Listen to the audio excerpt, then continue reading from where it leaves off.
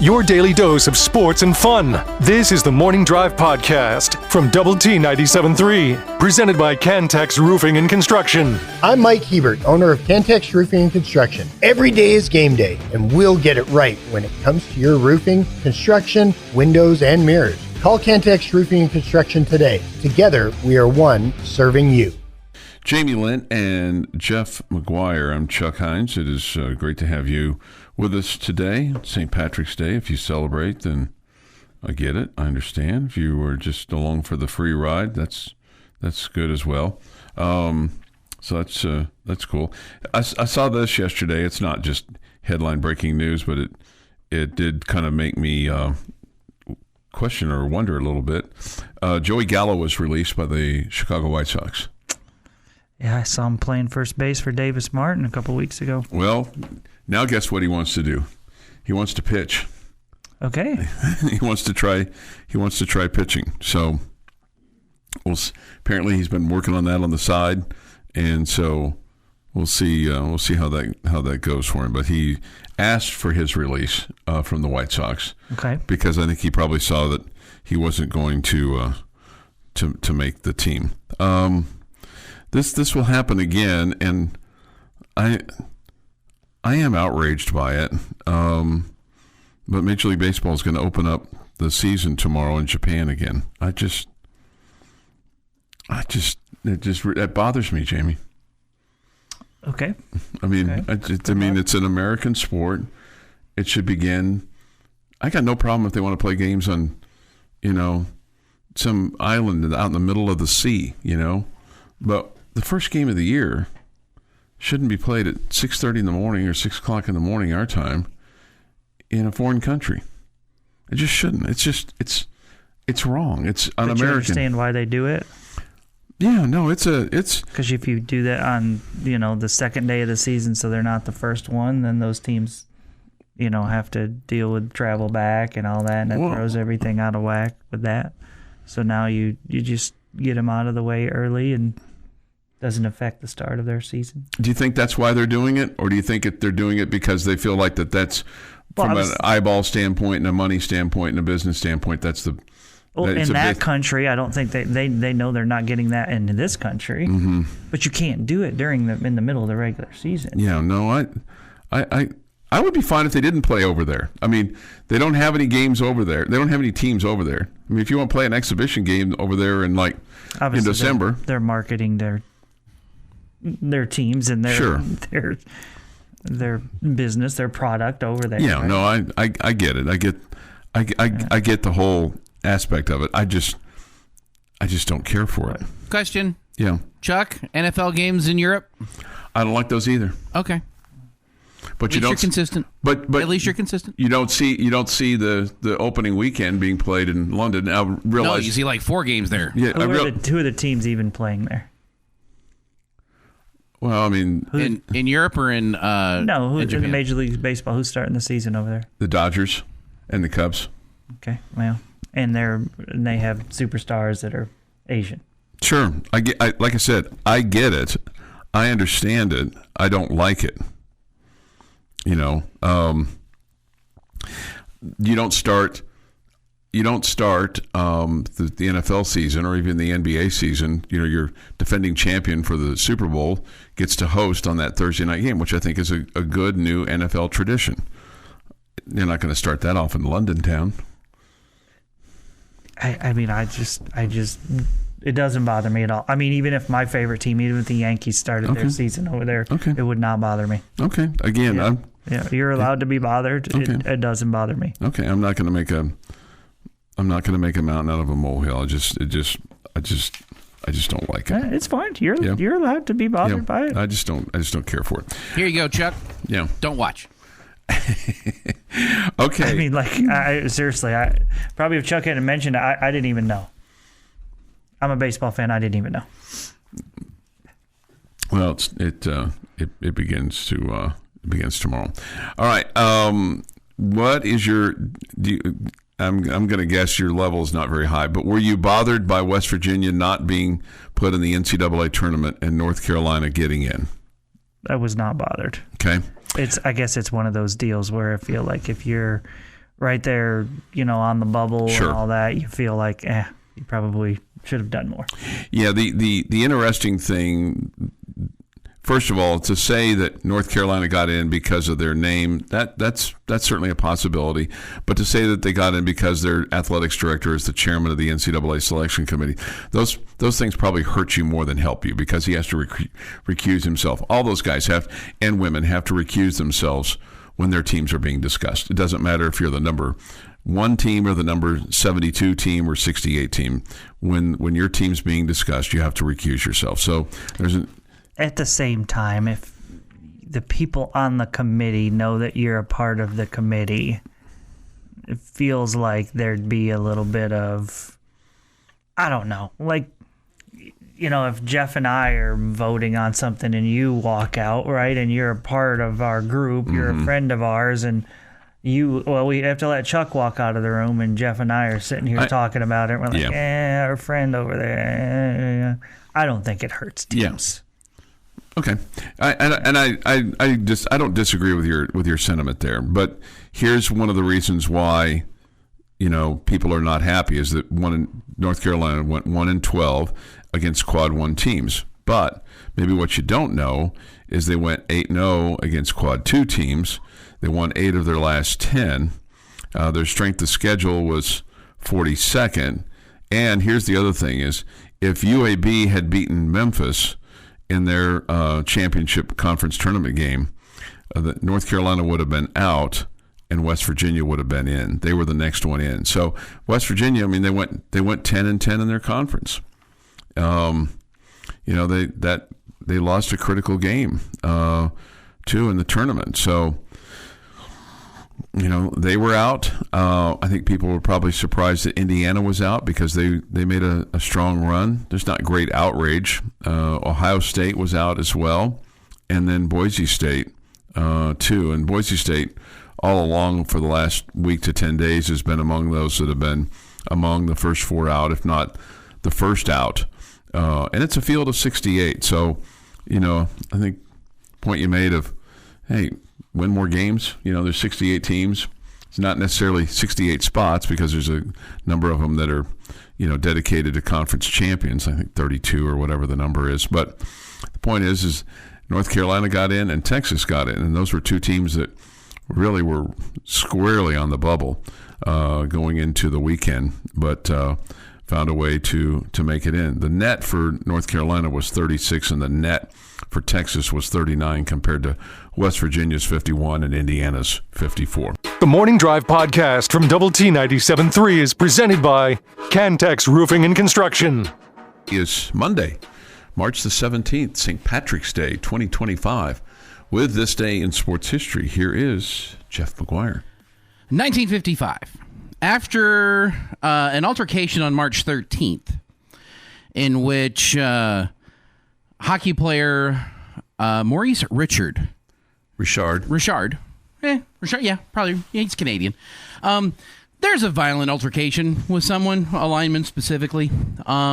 He gets suspended for the remainder of the year, and the playoffs. Yikes. It was bad, but what was worse was the reaction for the riots in Montreal.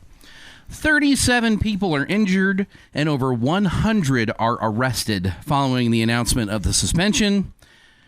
Richard has to go on the radio and ask citizens to stop vandalizing the city. Hockey fans, they're passionate. They are passionate. A different breed, no doubt. Fast forward to 1988. Then, the highest scoring NCAA basketball game to date took place. Loyola Marymount 119, Wyoming 115. 2005, Ronald Ross scores 28, and the 6th-seeded Texas Tech shoots 62% from the field in a 78-66 NCAA tournament win over 11th-seeded UCLA. And in 2017, the number 4 Texas Tech baseball team opened up conference play with a 2-1 win over number 21 Texas in Austin. The first run came off of a home run from junior infielder Michael Davis, while the game winner was hit by freshman catcher Michael hang on. Michael Berglund. That's what it. I know this name. So they got the went over Texas. Nice. There we go. It was a good stretch there where the Red Raiders, I think, took 3 straight series in Austin. 2018 feels fitting today. Ireland beats England 24-15 to wrap up the Six Nations Rugby Championship, their 3rd Grand Slam and 11th Triple Crown. What if they wore green jerseys? I imagine they wear green jerseys a lot. Kind of their color.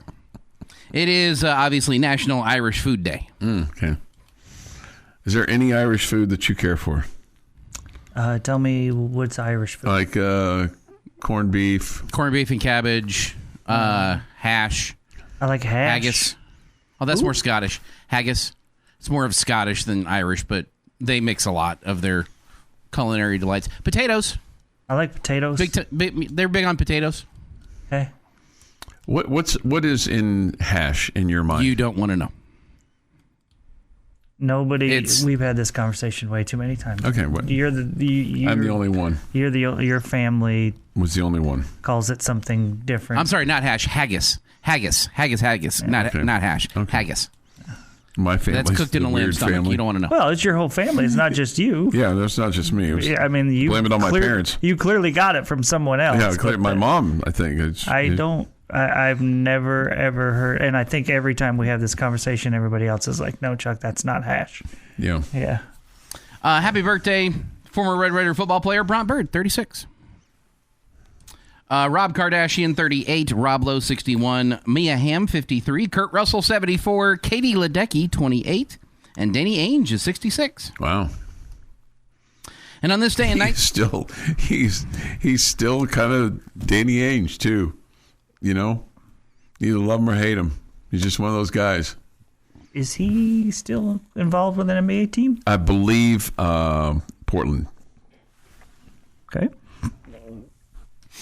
And on this day in 1973, Associated Press photographer Salva Salvinder captures a heartwarming scene on the tarmac of California's Travis Air Force Base as a recently freed American prisoner of war returns toward his family. The jubilation of the moment is encapsulated in the central image as his teenage daughter, with a wide smile and outstretched arms, expresses her unbridled exuberance over her father's return from Vietnam. The photo, depicting Lieutenant Colonel Robert L. Strim and his family, is called The Burst of Joy, and it goes on to win the Pulitzer Prize in 1974. Very nice. And that is This Day in Sports History. This Day in Sports History. Thank you, Jeff. Danny Ainge is with the Utah Jazz. That makes more sense. Salt Lake City, his heritage, Mormons, the whole thing. I saw this, and don't feel sad. He was 98. But Frank Sauché died recently in Amarillo, Texas. He held a baseball record that will never be broken, I don't think. Okay. Okay. He was replaced in a game by a circus performer. This is part of a stunt to mark the 50th anniversary of the American League. The St. Louis Browns were taking on the Detroit Tigers in a doubleheader. After the game, the first game, they had vintage 1901 automobiles come out. Baseball clown Max Patkin performed. And then Eddie Goodell, who stood 3 feet 7 inches tall, he came out wearing a miniature Browns uniform with the number 18 he popped out of a paper cake. Okay.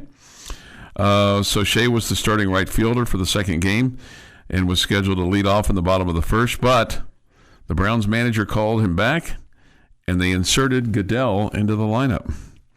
He had signed a 1-year contract to play for the Browns without the American League office or his teammates knowing anything about it. He was sent in to bat for Sauché. The umpire was like, hey, you can't play in this game. And the manager came out and said he's under contract and then showed him the contract. Oh, wow. Okay. So Bill Veeck was the owner of this team. And once the American League president learned of the stunt, 2 days later is how long it took Will Harridge to learn of this stunt. He Did you see it on Twitter? He did not, or Instagram, or TikTok, or on the highlights that night. He didn't see it. He voided Mr. Goodell's contract. Okay. So the record he broke is that will never be. He was replaced by a circus performer. Okay. Okay. I think you vastly underestimate the power of Major League Baseball to do silly things. The never is the part. Someone will hire a circus performer. Okay. I mean, I don't think the red panda is going to come out in a pitching change. Will Ferrell, played in a 9-inning game and played all 9 positions. It was an exhibition game. It didn't count for anything, but baseball teams can do silly things. Yeah. All right. 6:52 this morning here on the Morning Drive. I had a thought this week. Do you think the Big 12's tournament was diminished this year because the afternoon games were played on Tuesday and Wednesday and not on Thursday and Friday, with the Big 12 championship game then being played on a Sunday? Do you think there was less talk about it, or was it just less talk about it here because the Red Raiders weren't playing until Thursday night? I think exactly that. Okay. Yeah, and that's the way it felt to me. I was still excited to watch the Big 12 games and see those games, but it was, less exciting just because you were wanting to see the Red Raiders in there as well. So you were just kind of hoping it. And it, when it's one day, it doesn't feel like that big of a deal. But it was 2 days, which right. you want to get that double bye. You want to be one of those top 4 teams. But it just made the first couple of rounds. I was paying attention and watching a decent amount of those games, but anxious for the Red Raiders to get to be involved on Thursday. Yeah. All right, let me ask you this. Would you be in favor of cutting 4 teams out of the Big 12 postseason tournament and just having 12 teams play? Or do you think everybody should get to play? Yeah, I like it the way they got it. Okay, all right. 6:55 this morning here on the Morning Drive at Lubbock Sports Station, Double T 97.3 and Double T 97.3.com. If you have a Final Four selected already in your bracket and you want to share that with us, you certainly can. Or how far you have the Red Raiders going in the bracket, you certainly can. We'll get to all that this morning and continue our baseball. The Red Raiders swept over the weekend, Friday, Saturday, Sunday. They'll take on New Mexico tomorrow. Of course, we'll have the game for you on Double T 97.3 at 1:30. First pitch at 2. The Morning Drive podcast from Double T 97.3 is presented by Cantex Roofing and Construction. Jamie Lent, Jeff McGuire, I'm Chuck Heinz. Great to have you with us today. Don't know if you caught this over the weekend, and if you didn't, I'm here to help.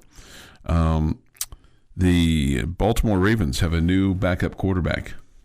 Okay. Oh, yeah? Yep. His familiar name to Cowboy fans, Cooper Rush. Oh, man. Yep. I thought we were going to get a Carson Wentz up. I know. I knew that's what you were Dang thinking. it. I knew that's what you were thinking. I was really excited there for a second. For Mr. Rush, it's a 2-year, $12.2 million contract that includes $4.2 million guaranteed for him. So now the Cowboys are without a backup quarterback for Dak Prescott. Oh. So. You mean a starting quarterback when Dak goes down with another season-ending injury? Sure. Yes, sir. Yeah. Maybe that's the job that Carson Wentz is thinking is for him. Okay? Now we're connecting dots. Okay. So maybe so. Rush is 31 years old. That's a pretty good gig. Okay? That's a pretty good gig. Back up Lamar Jackson for $4.2 million. For how many years? Well, his deal is 2 years, okay? It's a 2-year, $12.2 million contract that includes 4.2 of it guaranteed. Okay? So he's guaranteed 4.2. Probably not going to play much, but... yeah, but still, I mean, $4.2 million, hang on to your helmet, and pay attention and, during the week and, be a good scout quarterback. The options to replace him in Dallas include Trey Lance, Will Greer. It doesn't seem real deep, does it? For the old Cowboys. No, it doesn't seem too deep. Yeah. No, for the old Cowboys. I'm going to ask you this because only because you hadn't responded and I didn't have a chance. There's nothing about the Tech game with New Mexico tomorrow being postponed or canceled? Is there? I think it's very likely. It is. Okay. I think it's very likely. Nothing officially yet, but I think it's very likely. Is that just because of the wind? Oh, because of the wind tomorrow. Gotcha. Would it be fun to? I mean, not for everybody, but it'd be fun just to see what happens to the ball and something like that. Yeah, that's really not I think what you want to do playing baseball. Pitcher's ERA is high enough right now. Well, you got to be able to control the ball too. I mean, you don't want to put people in danger. Yeah, I don't think that's really the problem. It's just, I mean, you're out there and it's beating you down, and balls, hit to center. All of a sudden, it's going off the clubhouse. It's really not. That's not real baseball. That's some sort of juggling act of circus life. Okay, circus performers. Yeah. Okay. Let's see. Before we get that's not official yet, but I know that was something that was brought up, being talked about, and it sounded like it was likely to happen. By the way, and I meant to bring this up earlier, we will have Red Raider baseball with Tim Tadlock tonight at 6:00. All right. Before I get to the baseball, I'm going to answer these questions real quick. Chuck, 2 questions. Did you expect the Lady Raiders to make the postseason? If you'd asked me that 2 weeks ago, no. If you'd asked me that on the trip home from Kansas City to the Big 12 tournament, no. If you'd asked me on Thursday, I would have said, yeah, I think it's a possibility, but I thought that Iowa State was going to have to get into the NCAA tournament, which they did. They were one of the last ones in. They'll play in that version of the first 4. And then KU, because of their injuries, we kind of learned this at the Big 12 tournament, that they were not going to accept a bid if they were offered one. So they got in. They'll play Wyoming on Thursday, and then if they win that game, they would play the winner of Virginia Tech and North Carolina A&T. So I'm excited they're going to get to play some more basketball. So that'll be fun. It'll be fun to go up there and kind of see what that's like. I think it's a very favorable opponent, and man, if you can win a couple of games, then that would kind of help your season feel a little bit better, right? Maybe if you did that, yeah. Sure. We should also say that, not to bury the lead, on Thursday you said that they'd be playing on Sunday. Last week. Yeah, I did. When we were talking about that, them playing on Thursday, when you were going through your thing. Oh, that's right. You said they would be playing on Sunday. Meaning in the Big 12 championship. In the Big 12 championship game, yeah. You got very much excited at that point. It was wishful thinking, yeah. And I mean, I could make a case you should have beaten Oklahoma State, and then I felt like that Baylor was a favorable matchup for you just because you'd almost beaten them here. The second question is, have they been practicing since the Big 12 tournament loss? I do not know the answer to that question. I would have guessed that they would have given them a couple of days off or several days off. I don't know. I think they felt like this was somewhat in the mix, but I don't think they knew until last night that they were going to be in. I mean, I think once probably they saw that Iowa State made the big tournament, then their phone probably started ringing. Would have been my guess, but not until that point. So yes, and I have no idea what time the game is on Thursday yet. So they'll have it, they'll play it, we'll have it somewhere. We'll figure it out. We got a lot of stuff going on here, but we'll squeeze them in, right, Coach? Yes, we put the games on the air. I'm not sure why we asked a question there. I was trying to be playful. Sorry. Okay, 7:21 this morning here on the Morning Drive. Baseball sweeps over the weekend. So does softball. How about that? 21-1 over Baylor. Yeah, in 3 games. 21-1. Thumping. That's a thumping. That is a thumping. Gosh, that's impressive. What I was going to ask you, and we can get to that. What I was going to ask you about the baseball is one of the things that I asked you guys to make a prediction on upon further review, which we'll review here in about an hour, was to pick a hitter, not one of the top hitters. And the guy that you picked, Logan Hughes, had himself a really good weekend, didn't he, at the plate? He did. He swung it well. He drove in a bunch of runs. Yep. Mm-hmm. Yep. I don't know exactly what his numbers were. He had 6 hits for the weekend. Okay. I think he had 1 yesterday. He had 2 on Friday, and then he had 3 on Saturday. And Jeff's hitter also, Dylan Maxey, he had one Saturday, he had one on Friday, and he had 3 yesterday. Yeah, playing in front of the home crowd, they were cheering him on, so he got a little extra boost. Okay, a little extra joy there. Yeah, there was a lot of Tech fans there. It was good stuff. Good stuff. What was your take on the field? It was nice. The red base pass and all that kind of stuff? Nothing? Not really base pass, just around the bases. Around the bases? Okay. Yeah, it was cool. Looked good. Did you see, was it an excessive amount of foul territory? Or was it about... More than what we have, but I wouldn't call it excessive. You wouldn't call it like Oakland A? No. Excessive? Okay. No. Okay. Aside from... nice ballpark. I liked it. Thought it was nice. Anything else, Stan? What stood out to you the most? That just was it just how they played? Just in terms of did they play kind of effortlessly? Do you think after the first game? No, really. The thing that stood out the most was that Houston's first baseman's dad didn't come and introduce himself to me. Okay. Karsten Sabathia. Oh, is that? Yeah. Oh, CC Sabathia's dad? No, CC Sabathia's son. Son, yeah. Okay. Yeah. CC was he was not in attendance. He was not there. Yeah. What stood out to me is that you played really, you just played better in all phases of the game than you had previously. I mean, whether it be starting pitching, relief pitching, you changed up the lineup to be more offensive, which meant that you didn't necessarily have your best defensive unit out there, and you played your best defense of the season. You didn't have a single unearned run allowed. So really aggressive on the base pass. I loved watching that. That was fun. Played some small ball, hit for power. I mean, it was some really, really good at-bats. Kyler Thompson on Friday, Robin Villeneuve on Saturday come to mind. I mean, it was just really good baseball. It was nice to see. 7:25 this morning here on the Morning Drive. This is the Morning Drive podcast from Double T 97.3, presented by Cantex Roofing and Construction. Jamie's question of the day on Double T 97.3 is brought to you by Connecticut of West Texas. Okay, gotta listen today. I would say every other day. Jeff, why are you looking over the top of your glasses at Chuck?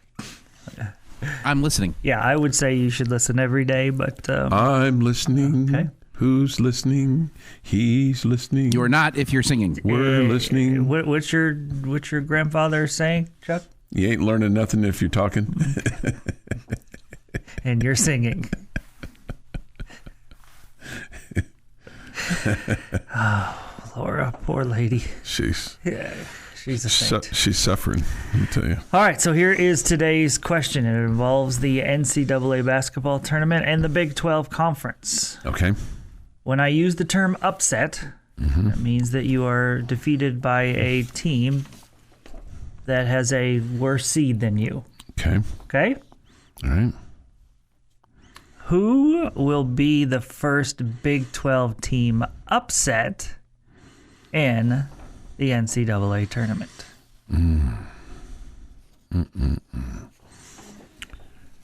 All right. Your candidates are Lipscomb and Iowa State. Iowa State's a 3 seed there. We're not one of their big guns, though. You've got Texas Tech and UNC Wilmington. That's not going to happen. Arkansas and Kansas. That's a possibility. Baylor plays Mississippi State. Mississippi State's an 8 seed. Baylor's a 9 seed. BYU is a 6 seed. VCU is an 11 seed, so that's not an upset. Houston is a 1 seed. SIU Edwardsville is a 16 seed. That ain't going to happen.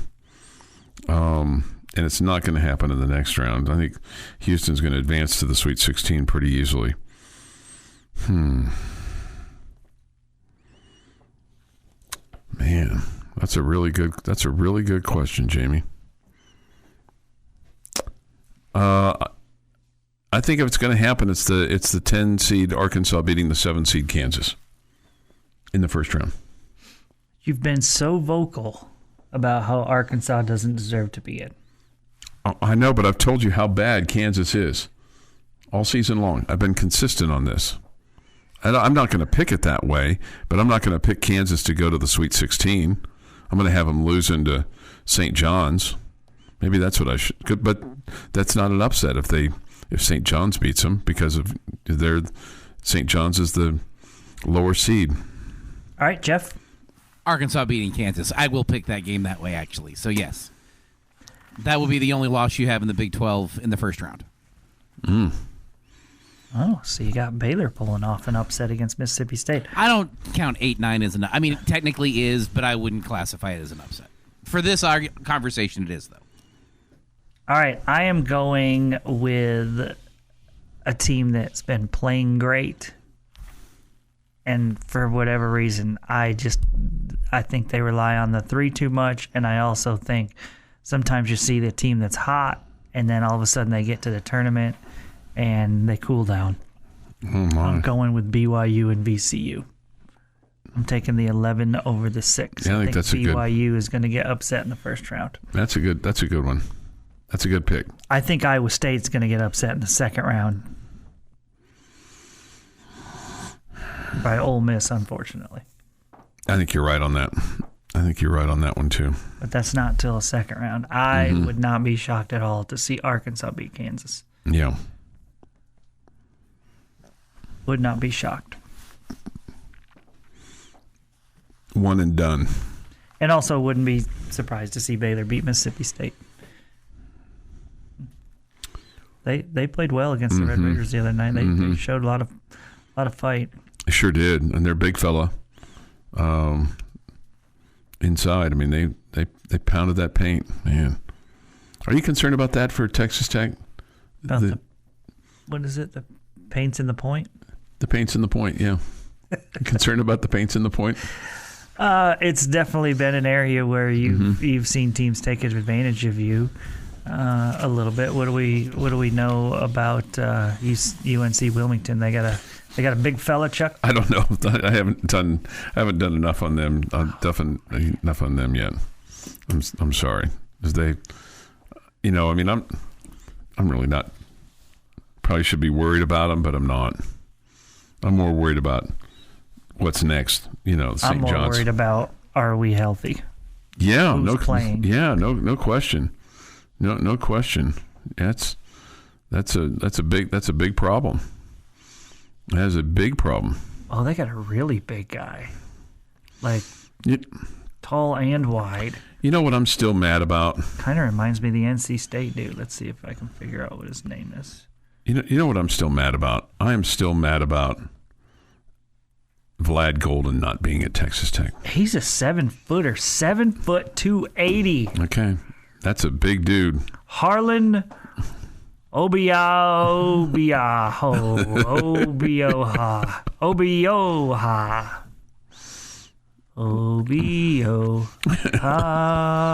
Wow, that's I like that. That could be something. Watch. Now I'm clicking on his name. Watch this. I bet he averages like 3 points a game. He's a big fella. Aren't you? Are you not? Do you have a issue with Vlad Golden not still being with us? I mean, he's not been with us for quite some time. 9.3 points per game, 5.9 rebounds. Yeah, he plays about 19 minutes a game. He's all of his shots are in the paint. I'll bet you. He's 0 for 4 from distance. He shoots 64% from the field. Their leading field goal maker is another guy probably makes a lot of his shots in the paint. He's 66%, 160 at 242. Kamari McGriff. Mr. McGriff's averaging 11.6 points a game. This dude put up 23 against William and Mary. Chuck. Yeah.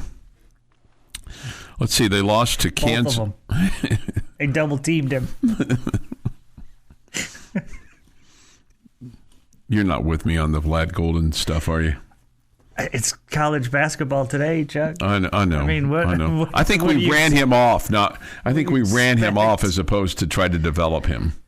Well, we've had coaching changes, so yeah.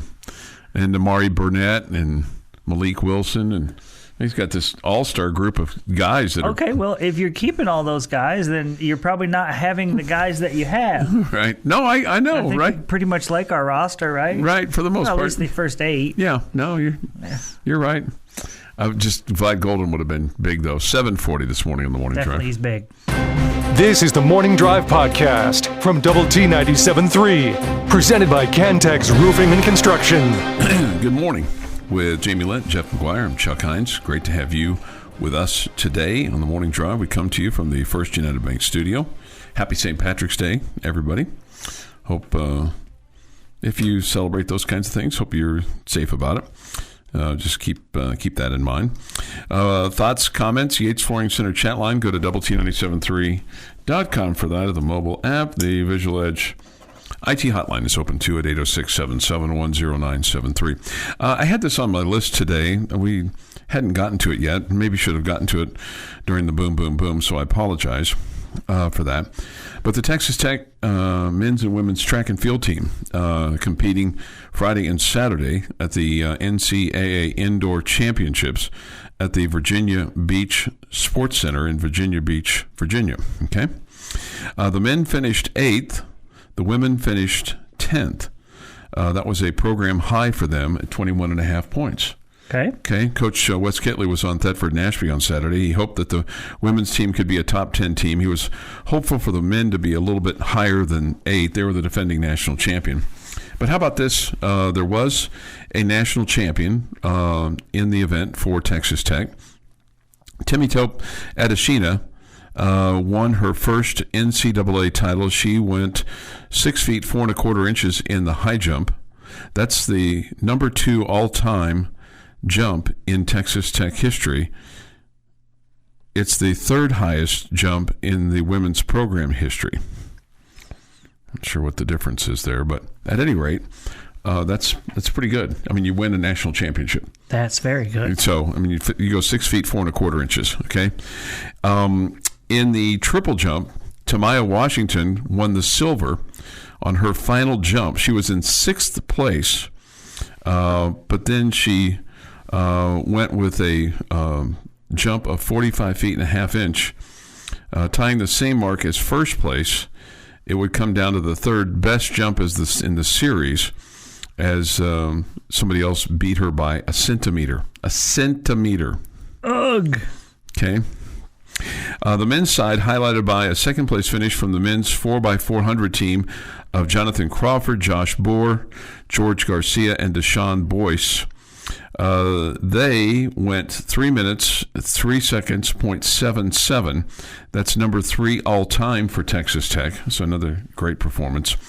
And then Malachi Snow took 3rd in the men's 60-meter hurdles. This is the 60-meter hurdles, okay? He went 7.54 seconds.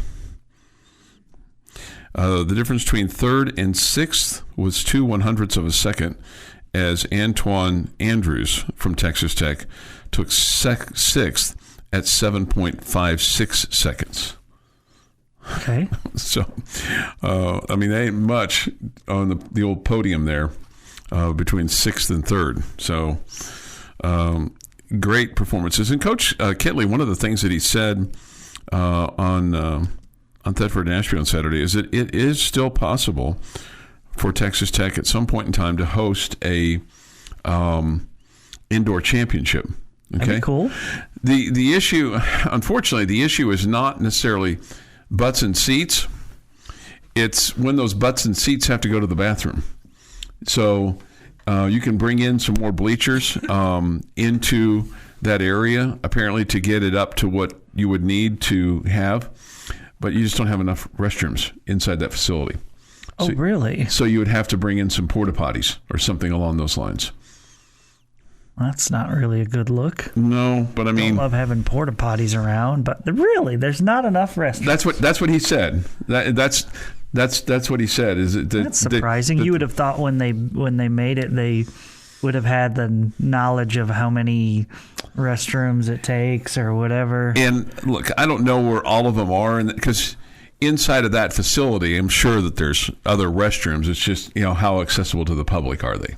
Yes, that's exactly right. So There's probably a locker room area or whatever that's for the athletes. Yeah, something along those. That makes sense. So, I mean, I've been in that area. Just one public restroom. I've been in that area a lot, and I've been in that area with the phenoms, and of course, little boys, sometimes, hey, you got to go pee? No, and then like 2 seconds later, I gotta go pee.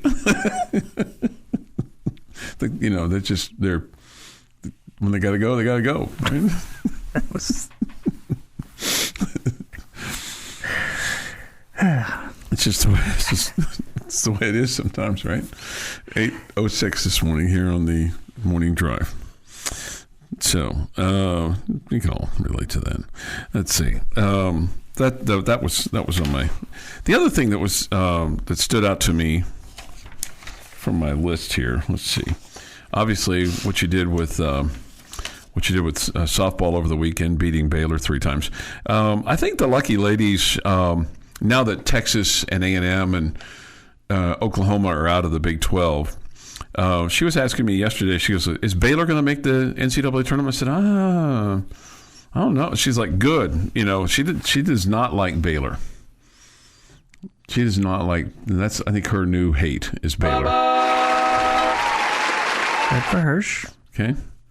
That's not something that's, really, really bad. Let's see. All right. No, I think you'd call that good. Yeah, it was good. Mm-hmm. Good. Let's see. Paul says this is the behind-the-scenes news I'm here for. Thanks, Chuck. You're welcome. You're welcome. Scott writes in, Chuck, your point of interest of Houston's foul ball territory came to mind as Tech's first baseman snags 2 fouls over near the fence. Sweeping an 11-4 UH was fun.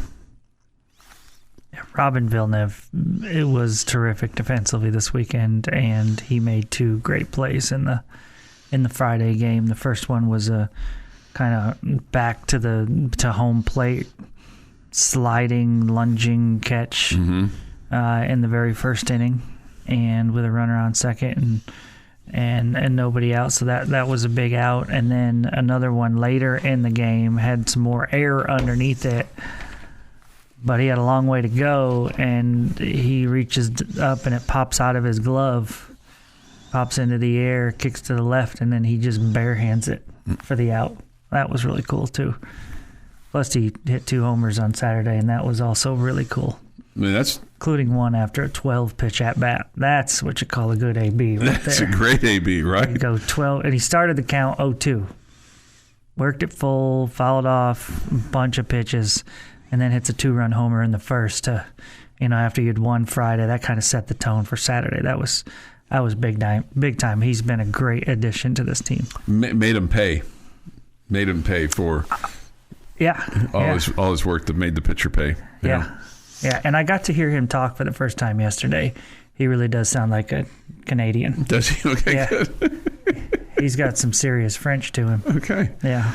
This has been the Morning Drive Podcast, presented by Cantex Roofing and Construction. Check out our library of Double T 97.3 podcasts at doublet973.com.